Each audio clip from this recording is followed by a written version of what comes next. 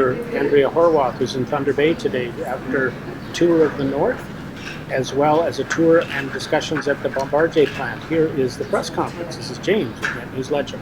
Well, good morning, everyone. I want to start by thanking my team members for joining me at this morning's press conference. Of course, Judith Monteith-Farrell, the MPP for Thunder Bay Atikokan, Saul Mamakwa, the MPP for Quinton riding, and Guy Berlin, the MPP for Mishkigawak James Bay riding.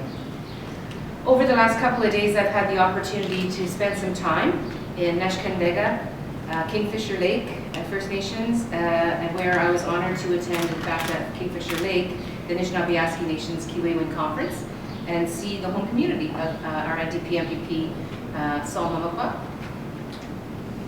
And we spent some time also in Attawapiskat First Nation in the northeast of our province, represented by Guy Berlin. I want to start by expressing my heartfelt and humble thanks to the chiefs, the elders, the councils, the community members of these nations for the hospitality that they showed us when we visited with them. Not only were they gracious in inviting me and my team into their communities, but of course they also shared freely with us their visions for the future, their hopes and dreams for their people, and the challenges that they are facing. In Neskantaga, I had the opportunity to meet an exceptional young man named Clyde. Clyde is 23 years old and already a leader in his community as a member of the council. But for Clyde's entire life, his community has lived under a boil water advisory. I think it's important to take a moment to think about what that must be like. Imagine being Clyde or someone from his generation in his community, growing up as kids, maturing through adolescence, becoming adults, and maybe even entering parenthood yourself, never ever being able to drink the water that comes from your tap. Never being able to prepare a bath for your infant without fearing that you'll be harming them. For families living in Neskantaga, this has been their reality for the past 25 years, living under a boiled water advisory. In fact, I was told that when families travel from their community to places like Thunder Bay, the kids, when they come here, won't drink from the tap water. They won't drink the water because they just can't do it. Water coming out of the tap in their experience for their entire life has been poison. And so no matter where they are, they just cannot drink tap water. Yesterday in Attawapiskat, I met a woman named Jackie. Jackie's granddaughter was born with a serious heart defect. In fact, the way Jackie described it to me is that her granddaughter was born with half a heart. But thanks to the tremendous healthcare professionals at Sick Kids Hospital down south, this 4-year-old that has undergone 3 heart surgeries is a happy, lively, carefree child. Jackie shared with me how glad she was to have her little one back home where she belonged, but she also shared one of her deepest fears, how simply bathing her granddaughter has become something scary. And that's because in Attawapiskat, the water is literally toxic, so much so that it gives off noxious fumes, and adults are advised not to shower in an unventilated space, not to stay in the shower too long, and they're told to avoid inhaling any steam that may be coming out from the hot water. Now, if that's what adults need to be careful of, just imagine what those fumes might do to a small child. Then you'll understand a part of Jackie's fear. Jackie's story, and too many thousands like it, are why governments cannot keep treating reconciliation like it's an afterthought. Reconciliation can't be about empty press releases or photo ops for personal political gain.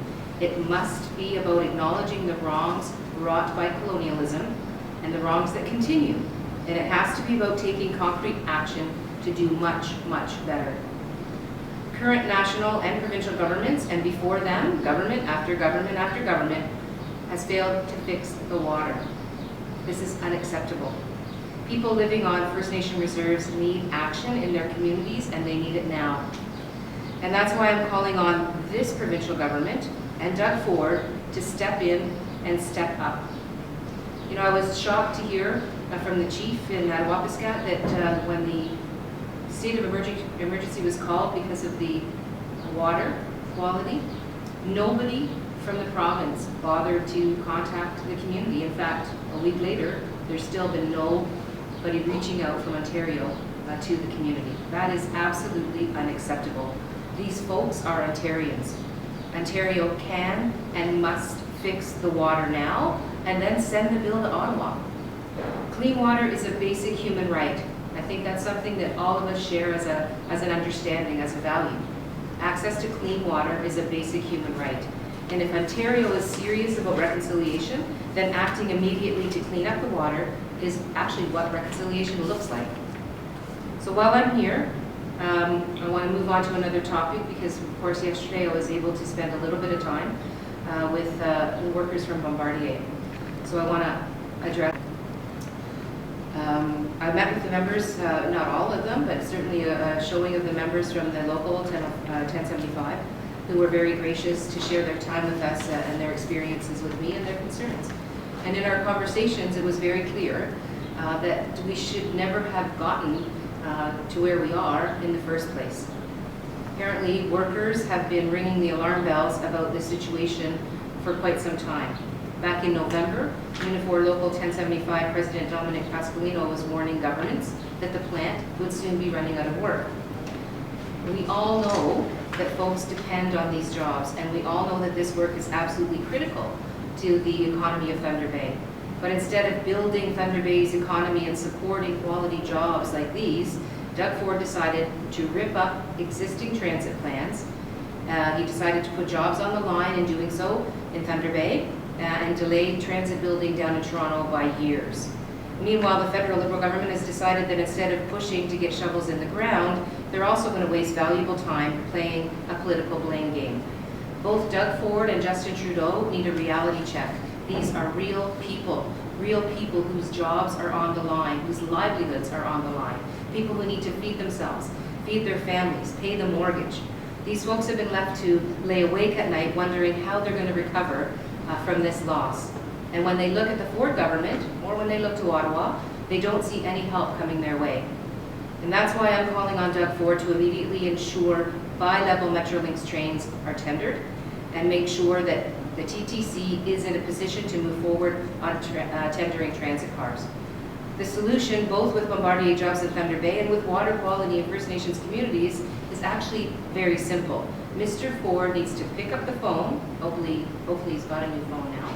But he has to pick up that phone, and he has to work with Metrolinx and the TTC to get these workers some product to build. He needs to actually speak to the chiefs and the councils in First Nations communities, and he needs to ask them what has to be done to clean up the water as soon as possible, and then he needs to do it. People are tired of finger pointing and the jurisdictional ping pong that continues to prevent these solutions from being implemented. They want their governments to step up and actually take action to make their lives better. As leader of the official opposition, NDP, I will continue and my team will continue standing with these communities and pushing the Ford government to get to work. So I want to thank you very much for listening to my formal comments, and I'll be happy to take any questions that you might have.